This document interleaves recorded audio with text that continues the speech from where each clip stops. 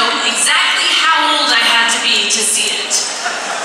If I began to list his accolades, it would take all night, and it would not really articulate why his movies are nouns. As in, when people say in hushed tones, "It's the new Tarantino." Just his name is synonymous with great American cinema. He is the reason I'm not sad I missed the 1970s. Quentin Tarantino makes movies as if movies could save the world. Movies can kill Hitler, free slaves, and give Sharon Tate one more summer. But even more than the plots of his films, he makes movies like movies themselves matter. Like they are both high art, which they are, and that they are populist art, which they are. They're speaking the most profound truths to the biggest crowds with the bravado that comes with the confidence that collectively everyone will be changed for the better by the experience. His movies are for everyone, the best, biggest, brightest, deepest part of everyone. Tarantino movies have their own rhythm and their own music. He's like a playwright or a poet. That is how much he cares about words. And yet, it is not at odds with his virtuosic visuals. He's one of the ones we all measure ourselves against because he uses every part of the medium like the master he is. The images, the actors, the words, the costumes, the movement, the quiet, the din, the stillness, the music, all of it, like he's actually become cinema, and also he's in love with it, which I think he is. Over my years of making movies, I would occasionally come across people who had worked with him. A location scout who had worked on Hateful Eight, my producer, Amy Pascal, who had worked with him on Django, David Heyman, who produced his newest masterpiece, Once Upon a Time in Hollywood, and I would always ask about how he does it. What does his scripts look like? Perfect, I was told. It's like the best novel you've ever read, but somehow it's a film. How does he show his dailies? Does everyone really gather and watch them together? The work from the previous day? Do people really check their cell phones with a PA before going on the set? Does he really write all of his scripts longhand? This past year, Quentin Tarantino and I both got to make movies for Tony Vinciquerra at Columbia Pictures, and I got some kind of a contact high just knowing that we'd have the same logos. I felt a little better and a little braver and a little bolder knowing that the studio executives were shuffling back and forth between my movie and his movie. Tom Rothman would come and sit in my editing room and I'd ask him, what was Quentin doing? What was Quentin thinking or changing or cutting or adding? I shot my movie on film, in part because I knew that Quentin Tarantino was shooting his movie on film. The very first time I met Quentin Tarantino, he explained a sequence of a film I had been in back to me. I was totally starstruck, but he did what I suspect he does all the time. He just started talking shop with me. The film he was describing was Greenberg, and he explained why he loved a specific shot and moment, and he set the whole thing up from memory. He recreated every line, every look, every camera movement for me.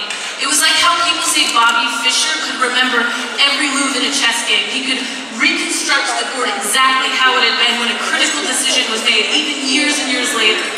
That's what it was like to listen to Quentin Tarantino talk about a film. He'd probably only seen it once, and yet he described it as if he had made it himself. Maybe that's partly where his power comes from as a filmmaker, that he loves movies so much that he takes them in as if he had created them. Once Upon a Time in Hollywood left me absolutely euphoric. I exited the theater walking on air. He makes me excited to make movies. His talent and skill are so staggering, and yet they don't make you not want to try yourself. He's the man who launched 1,000 filmmakers. I think that this points to an inherent joy and generosity in his movies. He's the film version of the story of how every person who watched The Velvet Underground then formed a band. He makes you want to try to play the music. In this era of everyone speaking all the time, Quentin is a true artist and he's a true auteur. He speaks through his films every 3, 4, 5 years, and you better goddamn listen when he talks or you'll miss out on something extraordinary. A Tarantino film is like a spectacular comet that we are lucky enough to see every few years. And when there is a cosmic event,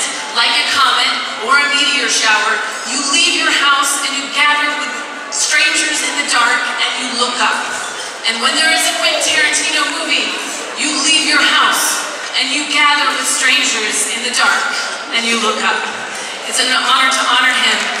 And now, let's take a look at just a sampling of his masterpieces.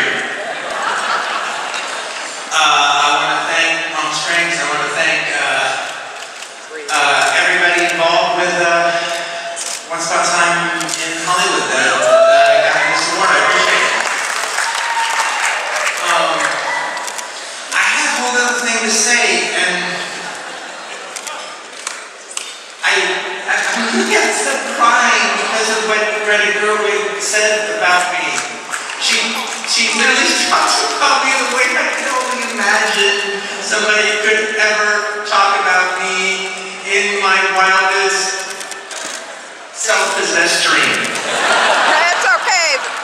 Wild coyote. Thank you. I mean, my God, thank you so much.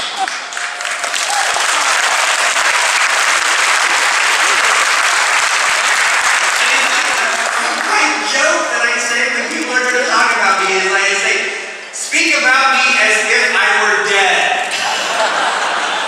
And they never knew. And you did. Thank you, Greta. Woo! Really, thank you. Yeah. And thank you for this fucking wonderful award, man. This is awesome. I can't wait to put this on my show. This is amazing. This is so good. You know, I got the Sunny Bono Visionary Award, and the thing is, when I got that, I think I got it from Glorious Bastards. When I got it, I don't think I truly expressed how much it meant to me, because Sunny Bono was a genius. He was magnificent. I was really, really happy to get out of what I did. I read Quentin Tarantino's biography. Quentin Tarantino said Sunny Bono was one of the greatest geniuses he ever worked with. And so I don't think I expressed that enough when I got it, so I wanted to express it now. I want to really thank, in particular though, I want to thank Tom Rothman. Tom Rothman made my film, he made Greta's movie, Little Women, and a question that's come up as I've been doing this movie, and it's not a question I ever heard before. And I've been doing this for a little bit. I think he's high. Not quite 30 years, but getting there. He's rambling. What are movies going to be like going forward? What are movies going to be like 5 years from now? And that's not a question that Scorsese was asked when he did New York, New York. That's not a question that Coppola was asked when he did Apocalypse Now, or Michael Cimino was asked when he did Heaven's Gate. That's not a question I was asked when I did any of the movies I did before. And it's being asked now. And I can honestly say, forget 5 years from now, let's get more realistic. 7 years from now. 7 years from now. Are we going to watch movies the way we watch them now, today, 2020? Are we going to do that? Is Is it going to change? Is it going to be different? And you can argue about is it good or is it bad or is it this or is that, but will it be different? Will it be the same way? I don't know. I don't know. But what I do know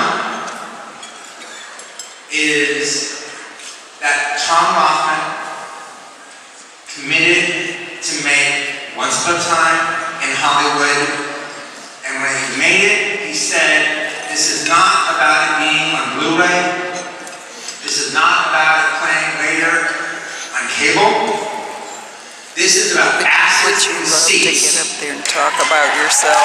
This is about people getting together and going to a movie theater and watching the film, and the theaters that can show it in 35 millimeter, they will show it in 35 millimeter, and we will present them with a print so they can show it in 35 millimeter. And they did that for Little Women. And they made you 35 prints. And they showed them when they can. So, I don't know what's going to happen 7 years from now. But I know what's happening right now, today, this year. And I'm very proud to be here tonight with you. Thank you.